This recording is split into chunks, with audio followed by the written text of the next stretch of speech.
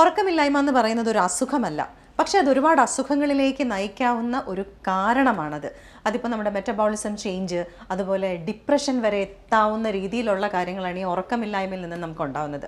അപ്പോൾ എന്തുകൊണ്ടാണ് ഇങ്ങനെ ഉറക്കം വരാതിരിക്കുന്നത്, അതിൻ്റെ റീസൺസ് എന്താണ്, അതിന് ഉള്ള പ്രതിവിധി എന്താണ്? അപ്പോൾ ഇതിൻ്റെ കാര്യങ്ങളൊക്കെ സംസാരിക്കാനായിട്ട് എൻ്റെ കൂടെ ഡോക്ടർ ഫബി ഉണ്ട്. Doctor Akbar homeopathic and ayurvedic medical സെൻറ്ററിലെ വൺ ഓഫ് ദി മെയിൻ ഡോക്ടേഴ്സാണ് ഡോക്ടർ ഫബി. ഇത് ബർജുമാനിലാണ്. ഡോക്ടർ, ഈ ഉറക്കം ഇല്ലാതെ കഷ്ടപ്പെടുന്ന ഒരുപാട് പേരുണ്ട്, ഈവൻ നമ്മളടക്കം. നമുക്കൊക്കെ പലപ്പോഴും ഇപ്പം ചില ദിവസങ്ങളിലൊന്നും നമുക്ക് ഉറക്കം വരികയില്ല, രാവിലെ വരെ വെറുതെ കണ്ണും മിഴിച്ചിങ്ങനെ കിടക്കും.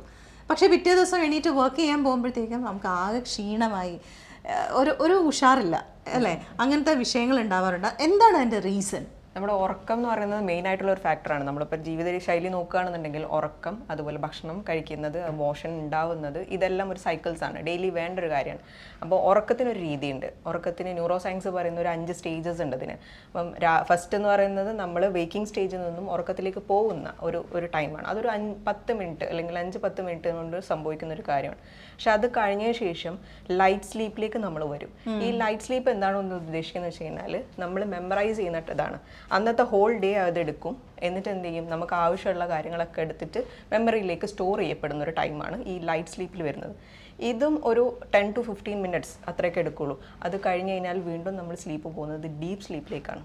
അപ്പോൾ ഈ ഡീപ്പ് സ്ലീപ്പ് കിട്ടുമ്പോഴാണ് ശരിക്കുള്ള മെറ്റബോളിസം നടക്കുന്നത്, ശരിക്കുള്ള ഗ്രോത്ത് നടക്കുന്നത്, ക്ലെൻസിങ് നടക്കുന്നത്, അതുപോലെ തന്നെ നമ്മുടെ കലോറി ബേൺ ചെയ്യുന്നത്. ഇങ്ങനെ പല പല പല കാര്യങ്ങളും ഈ ഒരു ഡീപ്പ് സ്ലീപ്പിൻ്റെ സമയത്ത് നടക്കുന്നുണ്ട്. 40 to 45 മിനിറ്റ്സ് അല്ലെങ്കിൽ 50 മിനിറ്റ്സ് ഒക്കെ അത് സമയം കിട്ടുന്നുള്ളൂ നമുക്ക് ഈ ഡീപ്പ് സ്ലീപ്പ് കിട്ടിയെന്ന് നമുക്ക് എങ്ങനെ അറിയാൻ പറ്റുമോ? അങ്ങനെ അത് നമുക്ക് അറിയണമെന്നുണ്ടെങ്കിൽ ഇപ്പം അതിന് മെഷീനറീസ് ഒക്കെ ഉണ്ട്, നമുക്ക് കിട്ടിയിട്ട് കിടക്കാനൊക്കെ മെഷീനറീസ് ഒക്കെ ഉണ്ട്. പക്ഷേ എന്നാൽ കൂടി നമുക്കൊരു ഡീപ്പ് സ്ലീപ്പ് കിട്ടിക്കഴിഞ്ഞാൽ അറിയാൻ പറ്റുന്നൊരു കാര്യം, രാവിലെ എണീക്കുമ്പോൾ ഈ ഫോഗിനെസ് ഇല്ലാണ്ടിരിക്കുക എന്നുള്ളത്. നമുക്ക് ഭയങ്കര ക്ലിയർ ആയിരിക്കും, നമ്മൾ നല്ല ഫിറ്റ് ആൻഡ് ഫൈൻ ആയിരിക്കും എന്നുള്ളതാണ്. അതുപോലെ അത് കഴിഞ്ഞ ശേഷമാണ് നമ്മളൊരു ഡ്രീമിംഗ് സ്റ്റേജ് ഒക്കെ കിടക്കുന്നത്. ഇത് പക്ഷേ ഈ ഡീപ്പ് സ്ലീപ്പ് കഴിഞ്ഞാൽ വീണ്ടും ഒരു ഡ്രീമിംഗ് സ്റ്റേജ് ഉണ്ട്. അതെ. ഫസ്റ്റ് അങ്ങനെ ഒരു സൈക്കിൾസ്, ഇതൊരു സൈക്കിളാണ്. പക്ഷേ ഇത് റിപ്പീറ്റഡ് ആയിട്ട് വന്നിട്ട് നമുക്കൊരു 3 സൈക്കിൾസ് എങ്കിലും മിനിമം കിട്ടണം. അപ്പോൾ അതൊരു 4 hours എങ്കിലും മിനിമം ആവും.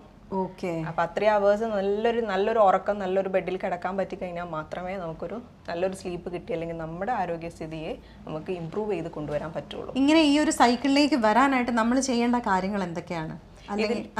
ഇതെന്ന് വെച്ച് കഴിഞ്ഞാൽ ഉറങ്ങുന്നതിന്റെ തൊട്ട് മുന്നേ ആയിട്ട് നമ്മൾ ആദ്യമേ കേട്ടുകൊണ്ടുള്ള പരിചയമുള്ള ഒരു കാര്യമാണ് ഭക്ഷണം നേരത്തെ കഴിക്കുക എന്നുള്ളത്. അപ്പം ഇപ്പോഴത്തെ ഡോക്ടേഴ്സ് എല്ലാം പറയുന്ന ഒരു കാര്യം 3-2-1 എന്നുള്ള ഒരു ഇതൊക്കെ ഉണ്ട്. 3 hours മുന്നേ ഭക്ഷണം കഴിക്കുക എന്നുള്ള, 2 hours മുന്നേ നമ്മൾ എല്ലാ കാര്യത്തിൽ നിന്നും വെച്ച് കഴിഞ്ഞാൽ ഈ സിസ്റ്റം വർക്ക്സ് കാര്യങ്ങളിൽ നിന്നൊക്കെ അവോയ്ഡ് ചെയ്യുക എന്നുള്ളത്, 1 hour ബിഫോർ ഡ്രിങ്കിങ്സ് ഒക്കെ ലിക്വിഡ് ഐറ്റംസ് കുടിക്കുന്നതൊക്കെ നിർത്തി വെക്കുക എന്നുള്ള ഒരു സ്റ്റേജസ് ഒക്കെ പറയുന്നുണ്ട്. ഇത് ഒരു പാർട്ട്. പിന്നെ ഞാൻ പറഞ്ഞല്ലോ, മെമ്മറൈസ് ചെയ്യുന്ന ഒരു പാർട്ടും കൂടി നമുക്കുണ്ട്. അപ്പോൾ അവിടെയും നമ്മൾ ക്ലീൻ ആയിരിക്കണം. അതുപോലെ മെൻ്റൽ സൈഡ് ക്ലീൻ ആക്കണം. മെൻ്റൽ സൈഡ് ക്ലീൻ ആക്കാമെന്ന് ഉദ്ദേശിക്കുന്നത് നമ്മൾ എല്ലാ വറീസും കാര്യങ്ങളും അതിൻ്റെ മുന്നേ നമ്മൾ പ്രാർത്ഥിച്ച് കിടക്കണം എന്ന് പറയുന്ന പോലെ തന്നെ എല്ലാതും നമ്മൾ അതിൻ്റെ മുന്നേ ഒഴിവാക്കേണ്ടതൊക്കെ ഒഴിവാക്കി ആവശ്യമുള്ളതൊക്കെ എടുത്ത് വെച്ചിട്ട് വേണം കിടക്കാൻ. പിന്നെ അതുപോലെ ബെഡ് കയറി കഴിഞ്ഞാൽ പിന്നെ യൂസ് ചെയ്യുന്ന ഫോൺ. അതാണ് ഇന്നത്തെ കാലത്ത് ഏറ്റവും വലിയ പ്രശ്നം. ഈ ഫോൺ ഒരുപാട് പ്രശ്നങ്ങൾ ഉണ്ടാക്കുന്നുണ്ടല്ലേ? അത് ഒരുപാട് നല്ല കാര്യങ്ങളുണ്ട്, എന്താ പക്ഷേ അതെ എന്ന് വെച്ച് കഴിഞ്ഞാൽ നമ്മൾ കണ്ണ് എന്ന് പറയുന്നത് നമ്മളെ വേക്കിംഗ് സ്റ്റേജിനെ ഏറ്റവും ഉണർത്തി നിർത്തുന്ന ഒരു സാധനമാണ്. അപ്പോൾ ഏറ്റവും കൂടുതൽ നമ്മൾ വ്യൂ ചെയ്യുന്നതും ലൈറ്റ് കൂടുതൽ ഫോക്കസ്ഡ് ആയി കിടക്കുന്നതും ഈ ഒരു സ്റ്റേജിലാണ്. അപ്പോൾ ഈ സമയത്ത് ഇങ്ങനെ ഇരുന്ന് നമ്മൾ നമ്മുടേതല്ല സബ്ജക്റ്റ് എടുക്കുന്നത്, വേറൊരുവരുടെ സബ്ജക്ട്സ് ആണ് എടുക്കുന്നത്. അവരുടെ ഇൻട്രസ്റ്റിംഗ് സബ്ജക്ട്സ് അവര് വ്യൂസ് ശരിക്കും നമ്മളിലേക്ക് അത് അടിച്ചേൽപ്പിക്കുകയാണ് അല്ലേ? അപ്പോൾ അത് കണ്ടിട്ട് നമ്മൾ കിടക്കുമ്പോൾ നമ്മൾ ഈ മെമ്മറിയിലേക്ക് എടുത്തു വെക്കുന്നത് നമ്മളുടെ കാര്യങ്ങളാണോ അല്ലെങ്കിൽ വേറുള്ളവരുടെ കാര്യങ്ങളോ ആയി പോവാം. അപ്പൊ ഇതൊക്കെ നമ്മളൊരു ക്ലെൻസിനെസ്സിനെ കുറയ്ക്കുന്ന. പക്ഷെ അതൊക്കെ നല്ലതാണെങ്കിൽ പിന്നെയും നല്ലതാണ് അല്ലേ?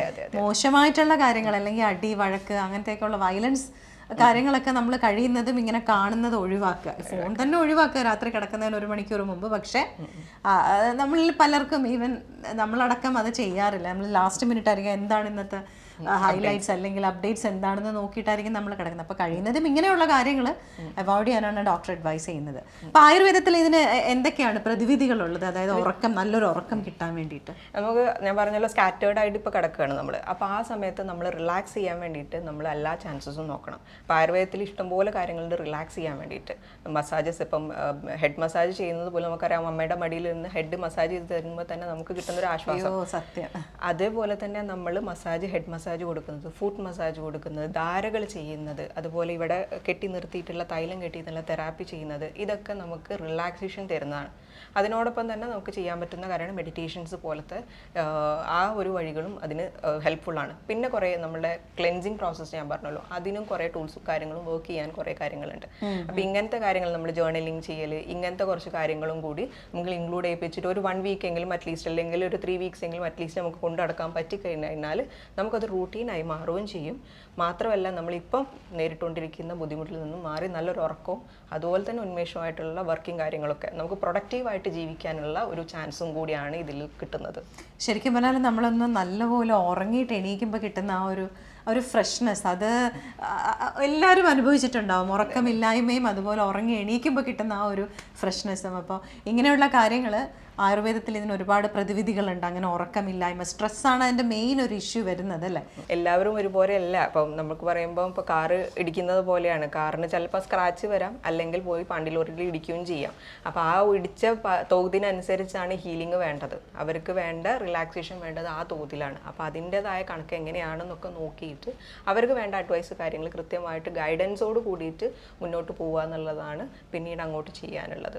ഈ സ്ട്രെസ്സൊക്കെ ഉള്ളവർ അല്ലെങ്കിൽ അങ്ങനെ ഉറക്കം കിട്ടാത്തവർ, അത് പല റീസൺസും ഉണ്ടാവും. അങ്ങനെയുള്ളവർക്ക് ഡോക്ടറെ വന്ന് മീറ്റ് ചെയ്യാം. ഡോക്ടർ ഇതിനുള്ള അഡ്വൈസും കാര്യങ്ങളും തരും. നമുക്ക് ഓരോരുത്തർക്കും ഓരോ രീതിയിലായിരിക്കുമല്ലോ.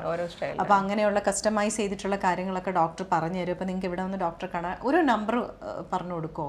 ഡോക്ടറെ വിളിക്കാനോ അല്ലെങ്കിൽ അപ്പോയിൻമെൻറ്റ് എടുക്കാനോ? 056-993-5594. അപ്പോൾ ഈ നമ്പറിൽ വിളിച്ചാൽ നിങ്ങൾക്ക് ഡോക്ടറുടെ അപ്പോയിൻമെൻറ്റ് ബുക്ക് ചെയ്യാം. അതല്ലാന്നുണ്ടെങ്കിൽ ഡോക്ടർ ഇവിടെ വിളിച്ചിട്ട് നേരിട്ട് വന്ന് കണ്ട് എന്തൊക്കെയാണ് കാര്യങ്ങളെന്നൊക്കെ ഉള്ളതെല്ലാം സംസാരിക്കാം.